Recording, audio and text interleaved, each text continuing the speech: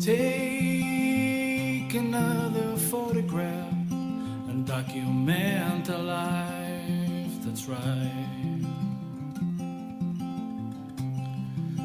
And ways consist of simple things, the days of black and white.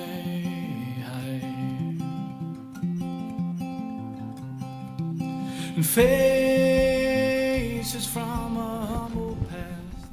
Hello, welcome back to Talkin Guff podcast with me, your host, Ruben Django Pouch. So, where have you been, Ruben? Well, I will explain all. I have done an episode a couple of times. One of them I did with Noel. It was a complete technical disaster. And so it got scrapped, unfortunately. It ended up on the cutting room floor, as they say. And then I did one with myself along the same, on the same topic pretty much. And I didn't like it. And I've been having a problem recently with the podcast. And like, I found it definitely apparent. And obviously I had like Len originally. And I sort of maybe think that I was too dominant with that situation, and maybe that's why he didn't want to keep doing it. And I spoke about this before in the episode Fade to Black. But the other thing is that, like, when I go, right, I have to figure out, and that's the part of it I hate the most, is like the figuring out of what the podcast is going to be. And I write loads of stuff because I'm like, oh yeah, I don't want to forget that, and I don't want to forget that. But the thing is, like, I'm taking that information, like, so I'm sort of imagining that I'm almost going through the podcast in my head and writing it out, almost like scripting it out, really. And I decided that that was a stifling way in which to produce the podcast, and that if the stuff that I'm talking about is in my head anyway, why don't I just ask myself even, and when we have a guest on, such as Noel, the key questions to have those conversations that I'm already having inside my head, but to do it in real time. You know what I'm saying? Do you think I'm crazy? So, that's the first question I wrote down, was where you been, Ruben? And that's where I've been. I was doing podcasts that didn't work out, and I was trying to figure out the format, you know, get the creative juices flowing as to how to make it the most boom, spontaneous sort of bit of guff going. So that's where I've been. The next question I have is, what happened to Dave Chappelle? So I don't know if everyone saw this, but Dave Chappelle got attacked by a dude when he was doing stand-up comedy at the Hollywood Bowl, maybe, or somewhere like that. It doesn't matter. And guy gets up, fucking rugby tackles Dave. Dave tries to sidestep it a bit, doesn't quite. There's a big thud because he obviously hits the microphone, and the guy gets the absolute shit kicked out of him. Jamie Foxx jumps up, gives him a beat down. Busta Rhymes jumps up, gives him a beat down. Chris Rock jumps up and he's like, yo, is that Will Smith? It was fucking mental. Dave Chappelle was just like, I've been doing this shit 35 years. This is the first time we ever stomped a motherfucker. And Jamie Foxx jumps up in a cowboy hat and starts fucking beating your man. They broke his arm. It was just like that. Ooh, he was in bits. Now, he did have a replica gun with a bayonet bit sticking out, like a knife, basically, sticking out the front. So he couldn't shoot you, but he could stab you with it and beat you with the handle, I suppose. And so technically he could have killed Dave Chappelle. And they're having a good laugh, even as your man's getting bet. Jamie Foxx and Dave Chappelle are having a laugh. And one of them says, like, yo, did you hear Busta? Busta was like, that's how you do it. And it was fucking brilliant, I suppose. Like, just desserts, as they say. And is it a sort of cautionary tale for those who were emboldened by the Will Smith, Chris Rock debacle? Because definitely the narrative from the comedy community at the time was like, this is gonna, more people are gonna do this now, because there was no repercussions for Will Smith, and ordinary people who take offense to certain jokes are just gonna get up and attack you. And so I don't know, maybe I heard somewhere that your man had done it to raise awareness for his sick mum's like GoFundMe page or something, but maybe not. Maybe he's like a trans activist and he thinks Dave Chappelle's transphobic. Dave Chappelle says this really interesting thing in Sticks and Stones, where he says, J.K. Rowling got this is Dave Chappelle said this. He said J.K. Rowling got, and I'm paraphrasing maybe slightly. He said J.K. Rowling got cancelled because she said gender is a fact, and he says, I'm sorry, gender is a fact. Everyone in this room, every human being on planet Earth had to pass through the legs of a woman. That's a fact. And I thought that was interesting. What does anyone else think about that? Is that transphobic? Dave Chappelle said it. So yeah, maybe it's a cautionary tale for those people. Just like, don't do that. Don't jump up and attack stand-up comedians, because maybe Jamie Foxx and Busta Rhymes are in the crowd and they'll beat the fuck out of you, break your arm and all. The next question is, who is Lisa Smith? Lisa Smith is this Irish woman who was in the army, I think, and she like converted to Islam and then went over to Syria and joined, like, became a jihadi bride. And I suppose twofold, like, and I mean, I'm not being Islamophobic when I say this, because I'm far from it. I would just assume that, because, like, whether, like, you're Islamophobic or not, I think we can all agree, them ISIS lads are mad motherfuckers, and they're surely to go over and be a jihadi bride is, like, a fucking hardcore, hostile experience, like, where you're getting passed around like fucking peace pipe and raising mini terrorists and fucking mad shit. I don't know, mate. I don't know how she ended up back in Ireland, but she did end up back in Ireland, and she got done in. She's going to jail, basically, for being a fucking terrorist. Mental, isn't it? What do you think? So, what's the next question? What does everyone make of the Johnny Depp and Amber Heard situation? Because that's basically what the last two podcasts that ended up on the cutting room floor were about. But it's gone past now, and it's just, is it just going to go on and on forever? Because I keep seeing shit. It's like, I thought that was over. But what does everyone else make of it? Like, is it like there's a sort of a la Running Game fucking or Running Man vibe off it? Like, it's live streamed. No one made this point, and I was like, what? And then I was like, oh right, yeah. And then when I thought about it after the fact, I was just like, what? It's just live streamed non-stop on YouTube.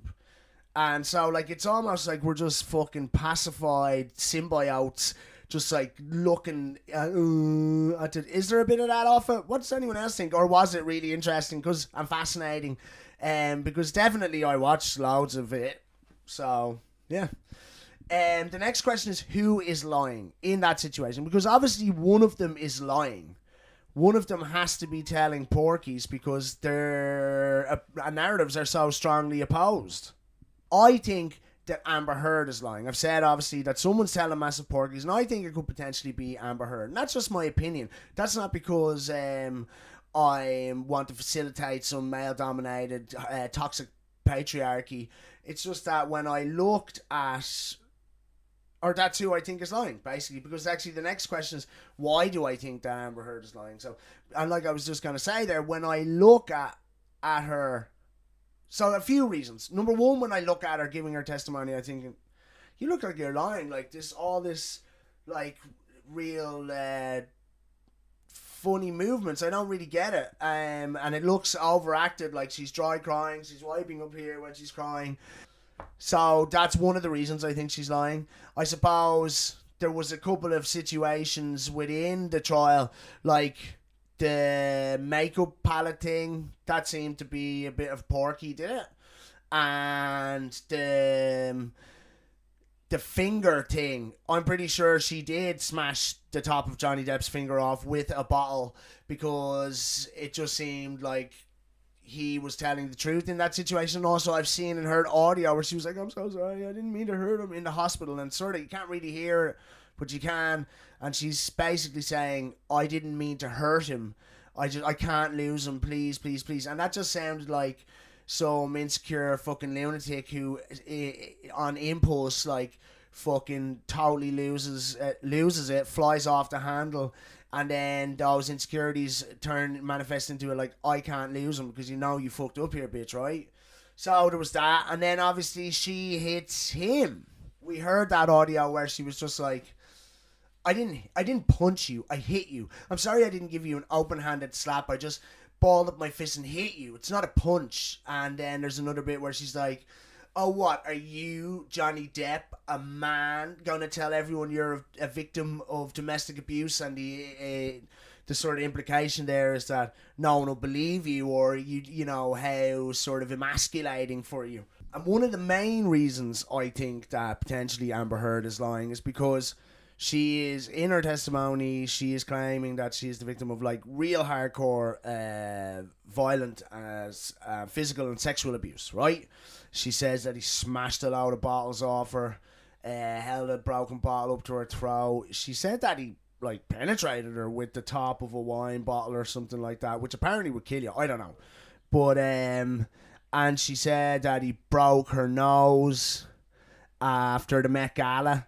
And the thing about it is that there is no evidence, physical evidence, to support any of that. There are some photos of her with apparent bruises on her face, and there are people who argue that they're just theatrical bruises, like as in painted on. I don't know is the real answer, but the point I'm making is that for me, that just seems like if you were the recipient of that sort of like physical, hardcore physical abuse, that there would be evidence, there would be pictures of you with a fucking broken nose and something wrong with your vagina and all. If he like, she said she could feel it like bashing off her pubic bone, I would have just assumed that would be really damaging. But maybe I'm wrong. What does anyone else think? So another question then is like, and they're the main reasons why I think she's lying, I suppose. Oh, and the other thing is like, and this doesn't maybe necessarily support the fact that she's lying, but it's definitely a red flag.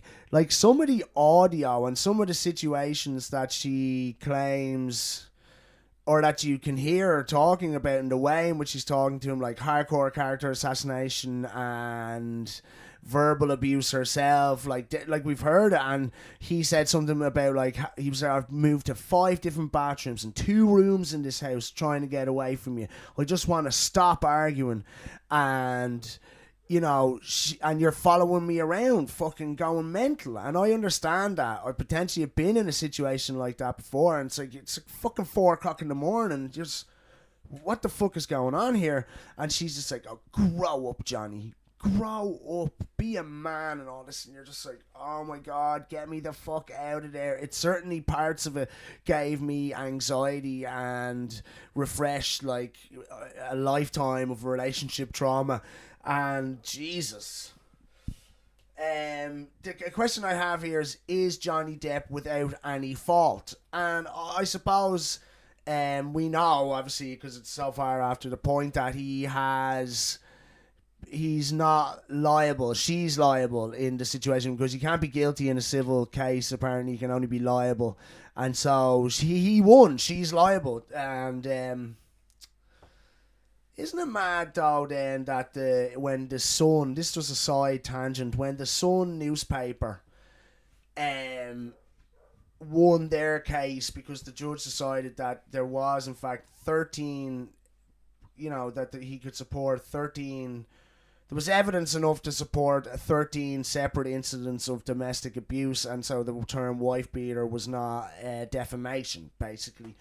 And he lost that case, Johnny, on those grounds. And isn't it mad? Because I wasn't really following it at the time, because I don't really give a flying fuck as well. But what are those bits of evidence, and how come they're not now really, they don't equate to the same verdict? Is my question there. And the question that I interrupted that tangent with was, is Johnny Depp without any fault? And like I was saying, we know now that he is one, she is liable. But he's obviously got a drink problem. He's got problematic drink and drug issues, shall we say? And not that makes him a bad person, but I know that makes any relationship harder, for definite. Intimate and platonic, I suppose. Those relationships get more difficult when someone has problematic drug and drink issues, and I just say it separately so that we know it's involved, because obviously it is a drug. Alcohol is the second most dangerous drug on planet Earth. Anyway, so I wouldn't say he's without fault. We obviously see him going, motherfucker, and throwing shit around, and for whatever he didn't look like he was living his best life, as Noel had said, but and obviously that's not easy to live with, you know what I mean? And then could it get even more out of hand from time to time? Who knows? He doesn't strike me as a woman beater, but like, I mean, I don't really know, I suppose.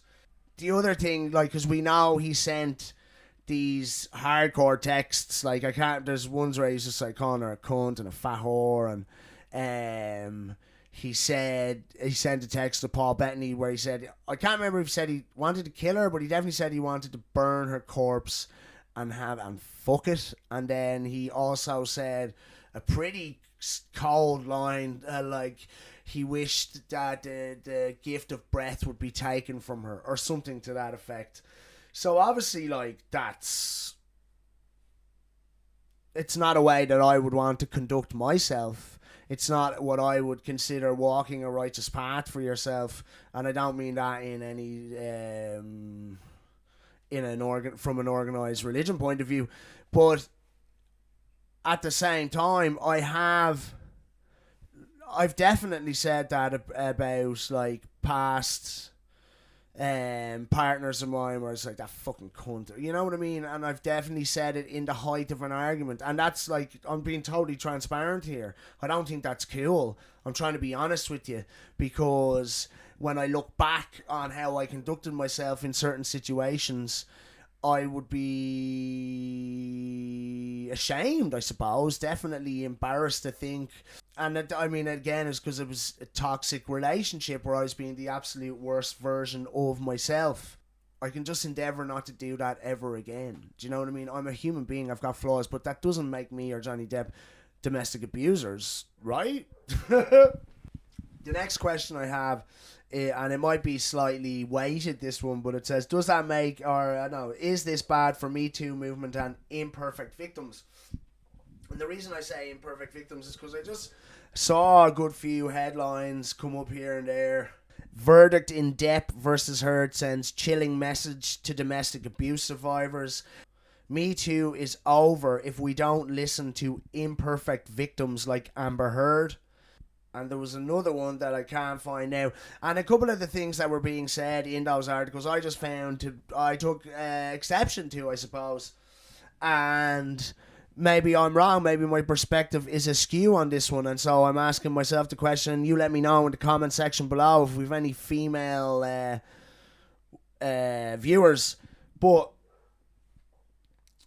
so in one of those articles I read that a woman said that she was less interested if Amber Heard, and this was the sort of crux of the whole article, she was less interested in whether Amber Heard was lying than she was. That I totally made a bollocks of that, but I'm going to start from that again. She said she was less interested in whether Amber Heard was lying and more interested in the fact that so many people were invested in the idea that she might be lying. And I thought that was totally crazy, obviously, because why? What if she's lying? And that's not important.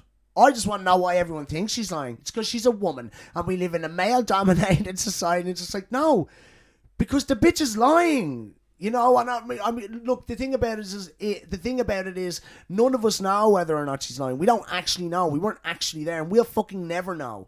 And the whole trial was just a fucking ridiculous circus a la Running Man, like I've already said, in fucking Hunger Games. It's like, George, it's Orwellian, you know what I'm saying? We're just like watching this celebrity car crash. It's men are assholes. That's the crux of it all. And I think that's not right.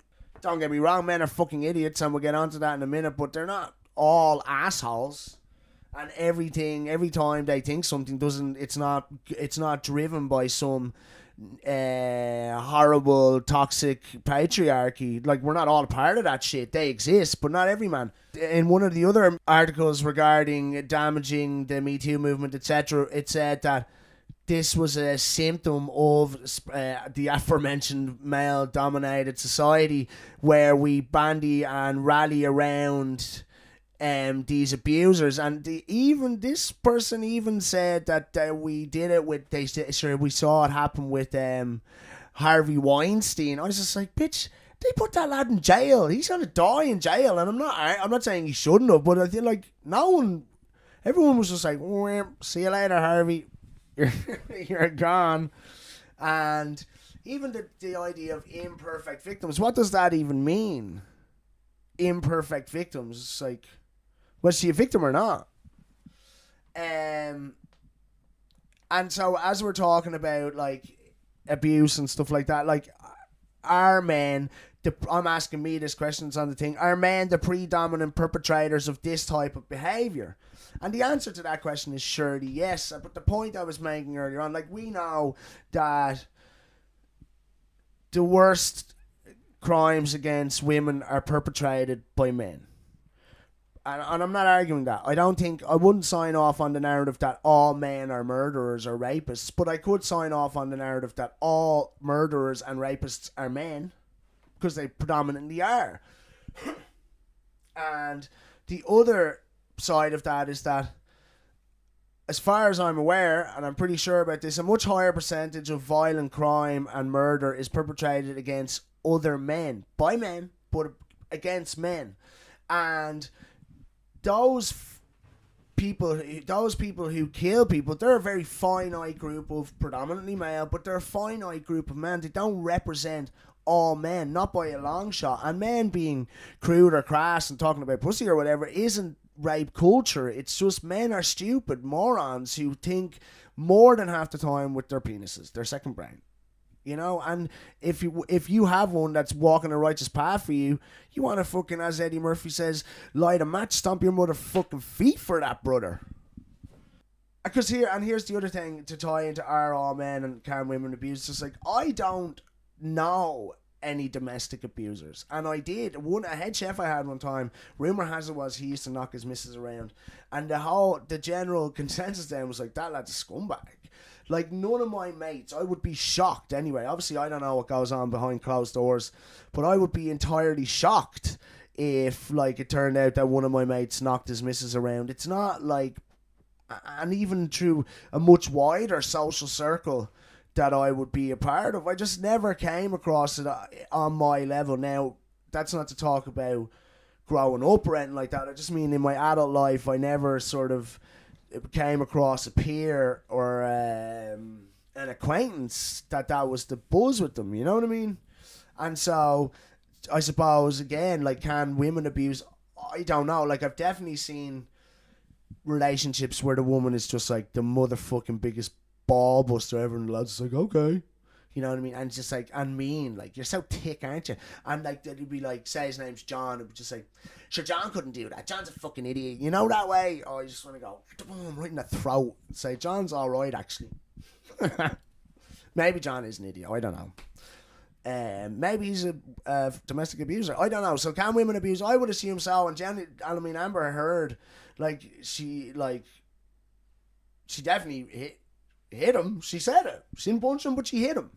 And so, I don't know. And again, I don't want to belittle the fact that, like, basically all domestic abuse is perpetrated by men against women. And I understand that. I'm just saying, can there ever be a flip side to that? Do people think? And then, can there be a mutually abusive relationship between a man and a woman? And because obviously, like, even if the abuse is physical, it's not mutual, because men are physiologically bigger and stronger than women, and so women are more vulnerable to us physically. And the thing about it is, like, you hear things like, we need to have conversations with our sons about blah blah blah, and it's like, those conversations have been going on since God's time. Like, I think most men are aware of how physically vulnerable women are to them, and want to, like, or for the most part, obviously Ronda Rousey come in here and beat the absolute shit out of all of us, and many more. But you know, in general day-to-day life, I think men are aware of that, and then because they've been raised by their mothers, or they have sisters or daughters, they just, like, instinct, and maybe even on some primordial instinctual level, want to protect that. You know what I mean? And probably now that's sexist, I don't know. But so I suppose then the point I was saying there previous to that little tangent was that obviously if it's a man and a woman going full toe to toe scrapping, 8 times out of 10 that's not going to be mutual because the man's going to box the head off her. And so, but can there be a mutually abusive relationship, I suppose, on a psychological and verbal level? And because I think I saw somewhere where it's just like, no, that can't be the case. And you're just like, well, surely that can. Like, if a woman's like, you're a fucking stupid motherfucker, aren't you? And your fucking mother's a bitch and all, you know what I mean? Your head, and he's going, go on you fucking cunt, or your dad's just a loser, and all that sort of hardcore toxic shit that people be saying to each other. Surely that'd be mutually abusive. Huh? Anyway, look, I actually think the format worked well. What does anyone else think? I hope you're living your best lives. I feel emboldened to get more episodes out and just get back on. I needed a little break. I've had a little break and feel like, you know, we're on the right track here. Alright, peace and love. Mwah. Another photograph and document a life that's right. And ways consist of simple things, the days of black and white.